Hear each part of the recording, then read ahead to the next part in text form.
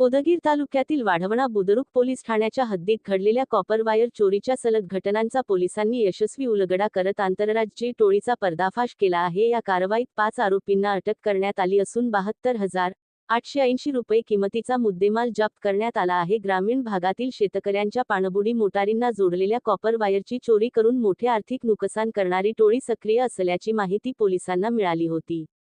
यानुसार वाढवणा बुद्रुक पोलीस ठाण्यात गुन्हे दाखल करण्यात होते। फिर्यादी बालाजी धनराज तरवडे व इतर शेतकऱ्यांच्या तक्रारीनुसार 26 ते मार्च 27 दरम्यान एकुरका रोड परिसरातील साठवण तलावाजवळील डीपीवरून सुमारे 1050 मीटर कॉपर वायर चोरीस गेली होती। तसेच रांगेवाडी परिसरातून 461 मीटर वायर चोरीला गेली होती। या दोन्ही घटनांमध्ये एकूण 72,880 रुपये किमतीचा मुद्देमाल लंपास करण्यात आला होता। या घटनांचे गांभीर्य लक्षात घेऊन पोलीस अधीक्षक अमोल तांबे यांच्या निर्देशानुसार विशेष तपास पथक स्थापन करण्यात आले। अपर पोलीस अधीक्षक मंगेश चव्हाण व उपविभागीय पोलीस अधिकारी अरविंद रायबोले यांच्या मार्गदर्शनाखाली तपास सुरू करण्यात आला। सीसीटीव्ही फुटेज, तांत्रिक विश्लेषण आणि गोपनीय माहितीच्या आधारे पोलिसांनी वाढवणा पाटी परिसरात सापळा रचून संशयितांना ताब्यात घेतले। सखोल चौकशीदरम्यान आरोपींनी गुन्ह्यांची कबुली दिली।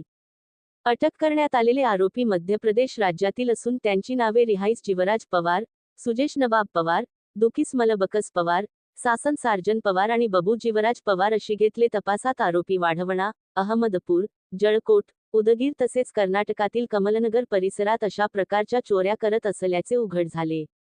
चोरी केलेले वायर जाळून त्यातील तांबे वेगळे करून विक्री करण्याची त्यांची पद्धत असल्याचेही समोर आले आहे। अटक आरोपींपैकी एका आरोपीकडून सुमारे 23 किलो कॉपर वायर जप्त करण्यात आले असून रेडमी, विवो आणि आयक्यू कंपनीचे 4 मोबाईल फोनही हस्तगत करण्यात आले आहेत। तसेच प्युअर गोल्ड 999 असा ठसा असलेले बनावट पितळ धातूचे बिस्किटही पोलिसांना आढळून आले असून त्याद्वारे फसवणुकीचा गुन्हा झाला आहे का, याचाही तपास सुरू आहे। सदर कारवाई सहाय्यक पोलीस निरीक्षक सुनील गायकवाड यांच्या नेतृत्वाखालील पथकाने यशस्वीपणे पार पाडली। आरोपींना न्यायालयात हजर करून पोलीस कोठडीची मागणी करण्यात आली असून पुढील तपास सुरू आहे। गावात किंवा शेत परिसरात अनोळखी व्यक्ती किंवा टोळी संशयास्पद हालचाली करताना आढळल्यास तात्काळ जवळच्या पोलीस ठाण्याशी संपर्क साधून माहिती द्यावी, असे आवाहन वाढवणा पोलिसांकडून करण्यात आले आहे।